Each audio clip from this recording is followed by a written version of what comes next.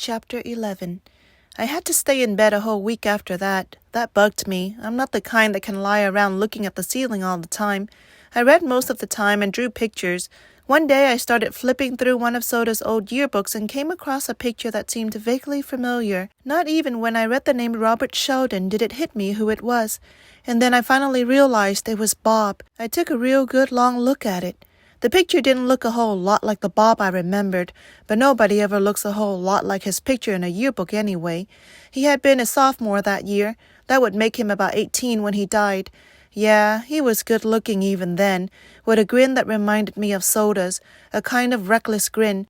He had been a handsome black-haired boy with dark eyes, maybe brown, like Soda's, maybe dark blue, like the Shepherd boys.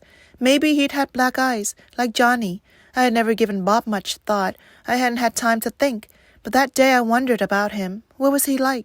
I knew he liked to pick fights, had the usual social belief that living on the west side made you Mr. Super Tough, looked good in dark wine-colored sweaters, and was proud of his rings. But what about the Bob Sheldon that Cherry Valens knew?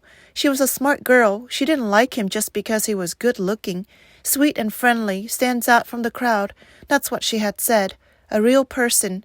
The best buddy a guy ever had. Kept trying to make somebody stop him. Randy had told me that. Did he have a kid brother who idolized him? Maybe a big brother who kept bugging him not to be so wild? His parents let him run wild because they loved him too much or too little. Did they hate us now? I hope they hated us, that they weren't full of that pity the victims of environment junk the social workers kept handing Curly Shepherd every time he got sent off to reform school. I'd rather have anybody's hate than their pity. But then, maybe they understood, like Cherry Valens. I looked at Bob's picture and I could begin to see the person we had killed, a reckless, hot-tempered boy, cocky and scared stiff at the same time. Pony Boy, yeah? I didn't look up. I thought it was the doctor. He'd been coming over to see me almost every day, although he didn't do much except talk to me. There's a guy here to see you, says he knows you.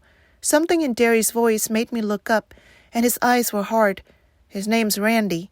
Yeah, I know him, I said. You want to see him? Yeah, I shrugged. Sure, why not? A few guys from school had dropped by to see me. I have quite a few friends at school, even if I am younger than most of them and don't talk much. But that's what they are, school friends, not buddies.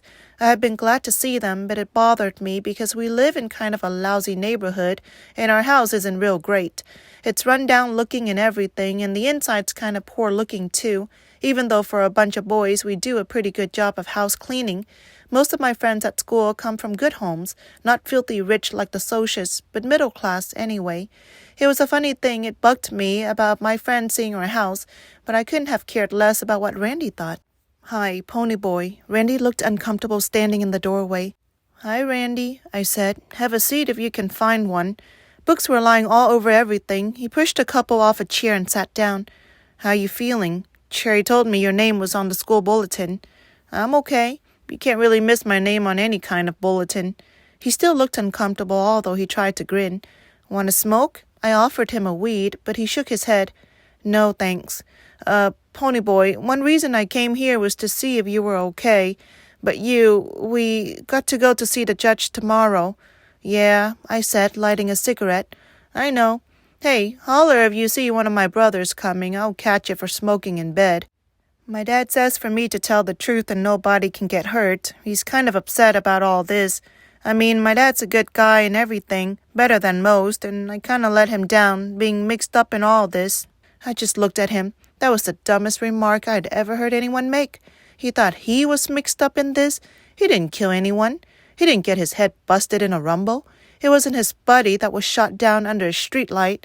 Besides, what did he have to lose? His old man was rich. He could pay whatever fine there was for being drunk and picking a fight. I wouldn't mind getting fined, Randy said, but I feel lousy about the old man, and it's the first time I've felt anything in a long time. The only thing I'd felt in a long time was being scared stiff. I put off thinking about the judge and the hearing for as long as I could. Soda and Derry didn't like to talk about it either, so we were all silently counting off the days while I was sick, counting the days that we had left together. But with Randy sticking solidly to the subject, it was impossible to think about anything else. My cigarette started trembling. I guess your folks feel kind of awful about it, too. My parents are dead. I live here with just Derry and Soda, my brothers. I took a long drag on my cigarette. That's what's worrying me. If the judge decides Derry isn't a good guardian or something, I'm liable to get stuck in a home somewhere. That's the rotten part of this deal. Derry is a good guardian. He makes me study and knows where I am and who I'm with all the time. I mean, we don't get along so great sometimes, but he keeps me out of trouble, or did. My father didn't yell at me as much as he does. I didn't know that. Randy looked worried. He really did. A Soch even, worried because some kid greaser was on his way to a foster home or something. That was really funny. I don't mean funny, you know what I mean. Listen to me, Pony. You didn't do anything. It was your friend Johnny that had the knife. I had it. I stopped him. He was looking at me strangely. I had the knife. I killed Bob. Randy shook his head. I saw it. You were almost drowned. It was the black-headed guy that had the switchblade. Bob scared him into doing it. I saw it. I was bewildered. I killed him. I had a switchblade and I was scared they were going to beat me up. No, kid, it was your friend, the one who died in the hospital. Johnny is not dead. My voice was shaking. Johnny is not dead. Hey, Randy. Derry stuck his head in the door. I think you better go now. Sure, Randy said. He was still looking at me kind of funny. See you around, Pony. Don't ever say anything to him about Johnny. I heard Derry say in a low voice as they went out. He's still pretty racked up mentally and emotionally. The doc said he'd get over it if we gave him time. I swallowed hard and blinked. He was just like all the rest of the Soches, cold-blooded and mean. Johnny didn't have anything to do with Bob's getting killed. Ponyboy Curtis, put out that cigarette. Okay. I put it out. I ain't going to go to sleep smoking, Derry. If you make me stay in bed, there ain't anywhere else I can smoke. You're not going to die if you don't get a smoke, but if that bed catches on fire, you will. You couldn't make it to the door through that mess. Well, golly, I can't pick it up and Soda doesn't, so I guess that leaves you. He was giving me one of those looks. All right, I said.